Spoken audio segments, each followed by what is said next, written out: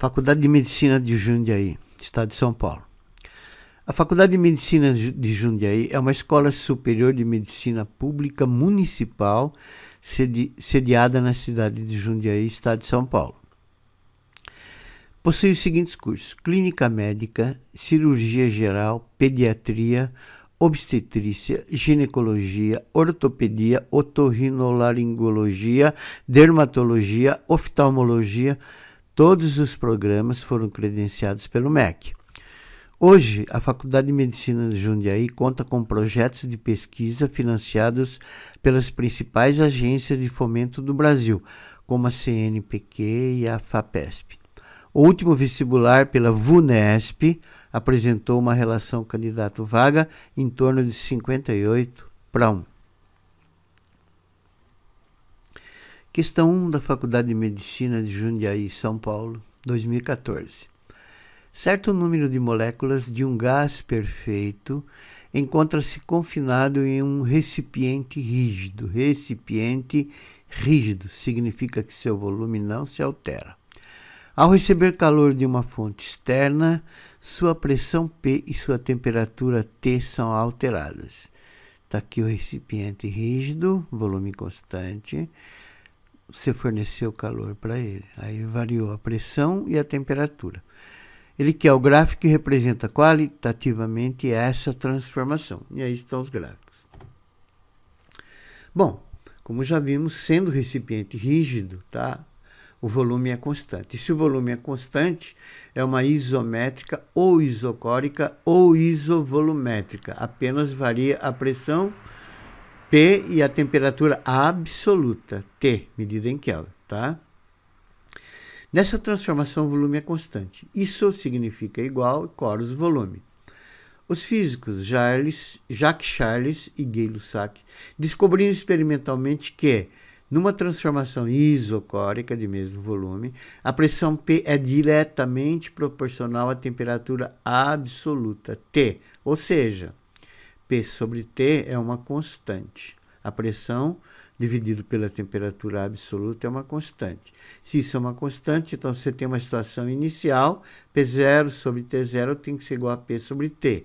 E mais ainda, se a relação P sobre T é constante, significa que elas são diretamente proporcionais. Ou seja, se eu dobrar P, tem que dobrar T, para que dê um número constante. Se eu triplicar P, tem que triplicar T, e assim por diante. Então, nessa expressão, tá, conhecida como lei de Charles, P0 e T0 representam a pressão e a temperatura absoluta do gás no estado inicial, P e T, respectivamente, a pressão e temperatura absoluta do gás no estado final. E se você vai representar sempre um gráfico em que uma grandeza é diretamente proporcional à outra, tá, ele vai ser uma reta inclinada, como essa daqui, e a alternativa correta é a D de dado. Questão 2.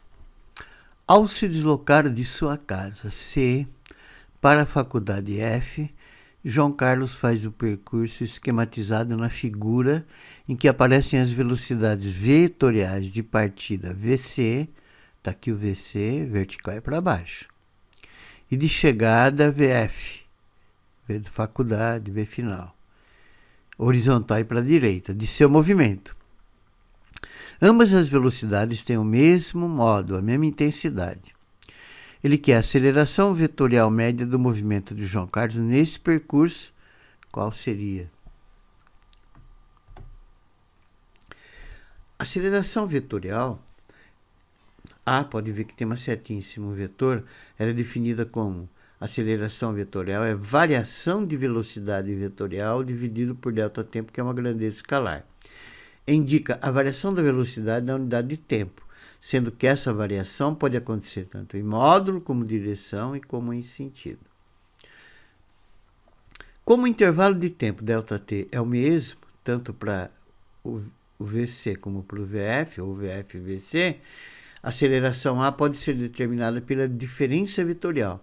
Então, o ΔT é o mesmo aqui e aqui. Então, o que eu posso fazer? Pegar a velocidade vetorial final e subtrair a inicial. Eu vou descobrir a direção e o sentido do vetor aceleração. O que eu tenho então? Velocidade final, pode olhar no exercício, tá? Ela é horizontal e para a direita, e a velocidade inicial é vertical e para baixo. Então você tem VF, horizontal e para a direita, VC, vertical e para baixo. Subtrair o VF menos o VC, então o que você tem que fazer? Você pega o VC e faz o VC positivo ficar menos VC negativo. E para que isso aconteça, você mantém o módulo, o tamanho, mantém a direção que é vertical e inverte só o sentido. Quando eu inverti o sentido, esse VC positivo vira VC negativo. Então, o que eu tenho? Eu tenho um vetor VF e um vetor menos VC. Então, agora eu vou somar, subtrair VF menos VC é a mesma coisa que somar o VF com mais ou menos VC. Utilizando o método da linha poligonal, como é que você faz? Você copia o VF, tá aqui, ó, na extremidade do VF, você coloca a origem do menos VC, une início do primeiro com o final do último, vai dar aqui a aceleração vetorial que tem essa direção e esse sentido. Alternativa correta, B de bola. Questão 3. A furadeira cirúrgica é um equipamento de larga utilização em procedimentos cirúrgicos, na mais diversas especialidades da medicina. Considere uma dessas furadeiras cuja broca de 0,5 milímetro de diâmetro e gire com frequência de 3.000 rotações por minuto, e que o π é 3. Ele quer a velocidade escalar de um ponto periférico da superfície externa dessa broca. Tá vendo a broca? Essa pequenininha aqui, essa ponta aqui, ó. Aí o problema diz que ela tem 0,5 milímetro de diâmetro e está dizendo que ela está girando com uma frequência de 3.000 voltas, rotações por minuto. E aqui estão as alternativas. Bom, em primeiro lugar são fornecidos o diâmetro da broca, tá? Então esse pequenininho é a broca que eu fiz. Eu peguei uma seção transversal dela, a grossura dela, essa seção transversal eu virei para você, tá vendo? Então tá aqui. E aumentei de tamanho, claro.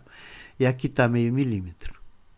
Mas acontece que 0,5 milímetro é o diâmetro. Para a resolução do exercício, vai interessar o raio, que é metade dele. Portanto, o raio é diâmetro sobre 2, tá? Que vai ser 0,5 vezes 10 a menos 3, já passei para metros, dividido por 2, dividido aqui, tá? Por 2, que vai dar 0,25 vezes 10 a menos 3 metros. Acertando, tá? Vai ser 25 vezes 10 a menos 5 metros. Então, esse é o raio dessa broca. O enunciado falou que essa broca está girando com uma frequência de 3.000 rotações por minuto. O minuto tem 60 segundos. Para passar para rotações por segundo, eu divido por 60. Portanto, vai dar 50 Hz ou 50 rotações por segundo ou 50 voltas completas por segundo. Ou ainda 50 ciclos por segundo. Então, você dizer que a broca tem 3.000 rotações por minuto, é a mesma coisa você dizer que ela tem 50 rotações por segundo. O período da broca, que é o tempo que ela demora para efetuar uma volta completa, é o inverso da frequência. Então, vai ser 1 sobre 50 segundos, tá? Então, se ela efetua 50 voltas num segundo, 50 voltas por segundo, num segundo, tá? Que é o período, o tempo que ela demora para dar, ela vai demorar 1 sobre 50 segundos para dar uma volta completa. Então, repetindo agora com calma. Se a frequência dela é de 50 Hz, se ela efetua 50 voltas por segundo, para dar uma volta completa, ela vai demorar 1 sobre 50 segundos. A velocidade escalar de um ponto da periferia da broca, que é pedido, é fornecida por quanto? Por V igual a 2πr sobre T. R é o raio da broca e T é o período, que vai ser 2, o π é 3, o R é 25 vezes 10 a menos 3, que nós achamos aqui, dividido pelo período, que é 1 sobre 50. O 50 sobe multiplicando, aí eu fiz os cálculos, vai dar 7.500 vezes 10 a menos 5, que é a mesma coisa que 7,5 vezes 10 elevado a menos 2 metros por segundo, alternativa C. Questão 4. O avião de massa m está decolando inclinado de um ângulo alfa com a horizontal com velocidade constante e aceleração da gravidade local igual a g. Para continuar subindo nessas condições, a força resultante sobre o avião deverá ter intensidade igual a... Bom, o problema é que aquele que continue subindo nessas condições, ou seja, com velocidade constante e mantendo o mesmo ângulo alfa com horizontal. Em outras palavras, o problema está dizendo assim: quanto deve valer a força resultante sobre ele, de modo que ele continue em movimento retilíneo e uniforme nessa direção e nesse sentido da inclinação dele aqui, tá? Então ele tem que estar em movimento retilíneo e uniforme. Movimento em linha reta com velocidade constante. É a condição do enunciado. Bom, o princípio da inércia diz o seguinte, que se a resultante das forças que agem sobre um corpo for nula, das duas uma, ou ele está parado em repouso, que não é o caso, ou ele vai estar em movimento retilíneo uniforme. No caso, ele vai estar em movimento retilíneo uniforme. Então a resultante tem que ser nula. Explicando um pouquinho melhor. Como que isso acontece? Acontece assim, ó. Ele tem uma força-peso inclinada, tá vendo?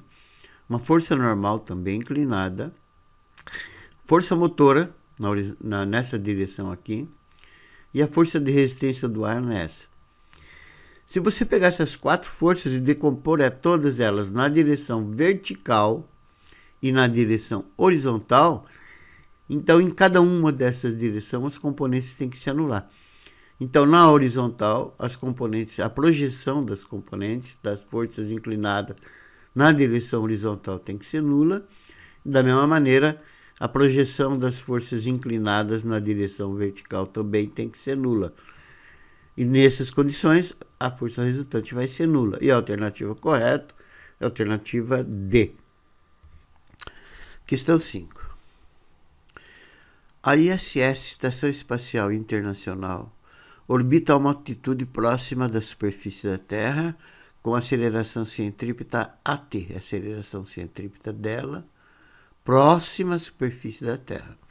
Se fosse levado a orbitar próxima à superfície de Marte, cuja massa é 10 vezes menor que a massa da Terra e cujo raio da superfície é metade do raio da superfície da Terra, sua aceleração centrípeta AM, que é a aceleração centrípeta dela em Marte, guardaria a relação, ele quer a relação entre a aceleração centrípeta em Marte dividida pela aceleração centrípeta da Terra, e aqui estão as alternativas. Bom, a expressão matemática da aceleração centrípeta é AC igual V² sobre R, que eu chamei de equação 1. E a da velocidade orbital é V igual a Gm sobre R, sempre próximo da superfície da Terra, tá? Então essa velocidade orbital, veja, G é uma constante universal, é constante, M é a massa do planeta e R é o raio, tá? Próximo à superfície do planeta. 2. Essa equação aqui, ela está demonstrada em física vestibular, mecânica, dinâmica, gravitação. Satélites em órbita circular. Se você quiser saber, é só ir lá e dar uma olhada como que ela foi demonstrada. Substituindo o 2, que é essa, em 1, que é essa, você vai ter que o AC vai ser Gm sobre R, que é o V, tudo isso ao quadrado sobre R. Resolvendo isso, você vai ter que o AC vai ser Gm sobre R quadrado, porque o 2 cancela com a raiz, esse R desce ficando ao quadrado. Então, essa é a fórmula da aceleração centrípeta de uma nave qualquer, em torno, girando próximo à superfície do planeta, de um determinado planeta, e ela é diretamente proporcional à constante, é uma constante, a massa do planeta, e não da estação espacial, dividido por R ao quadrado. R é a distância do centro do planeta até a superfície, ou um ponto próximo da superfície, que é o caso. Nessa expressão, como a constante G é constante, a intensidade da centrípeta é diretamente proporcional à massa do planeta, é inversamente proporcional ao quadrado do raio do planeta. Então veja o que diz a expressão. G é uma constante. M está no numerador, portanto ele é diretamente proporcional ao módulo da aceleração centrípeta. E ao mesmo tempo, veja bem, o raio ao quadrado, ele está no denominador. Portanto, a aceleração centrípeta é inversamente proporcional ao quadrado do raio do planeta. Ao quadrado do raio do planeta. O que foi dado? Foi dado que a massa de Marte é a massa da Terra sobre 10. Portanto, a massa da Terra ela vai ser 10 vezes a massa de Marte. E que o raio de Marte é o raio da Terra sobre 2. Portanto, o raio da Terra vai ser 2 vezes o raio de Marte. Então, em Marte, tá? A aceleração centrípeta em Marte, nas próximas superfícies de Marte, vai ser G massa de Marte sobre raio de Marte ao quadrado. E na Terra vai ser G massa da Terra sobre raio da Terra ao quadrado. Mas acontece que eu vou tirar a massa da Terra e vou pôr 10 vezes massa de Marte, está aqui. E vou tirar o raio da Terra, que está ao quadrado, e vai ser 2 vezes raio de Marte. Como toda essa grandeza está ao quadrado, você vai quadrar o 2, que vai dar 4, e vai quadrar também o Rm, que vai ficar Rm ao quadrado. Então, você vai ter, simplificando 10 com 4, vai dar 5 sobre 2. Portanto, a aceleração centrípeta vai ser, da Terra, tá? Vai ser 5G massa de Marte sobre 2 vezes raio de Marte ao quadrado. O problema é que é a relação entre uma e outra. Então, o que eu faço? Eu pego a primeira, que é essa daqui, tá vendo? Eu coloquei ela aqui, e multiplico pelo inverso da segunda. Então, eu inverto isso aqui. Isso sobe e isso desce. Veja bem, G com G cancela, Rm quadrado com Rm quadrado cancela, massa de Marte com massa de Marte cancela, vai sobrar 2/5. Então, a relação pedida, que é a aceleração centrípeta de Marte sobre a aceleração centrípeta da Terra, próxima à superfície, é claro, é igual a 2/5, alternativa correta E.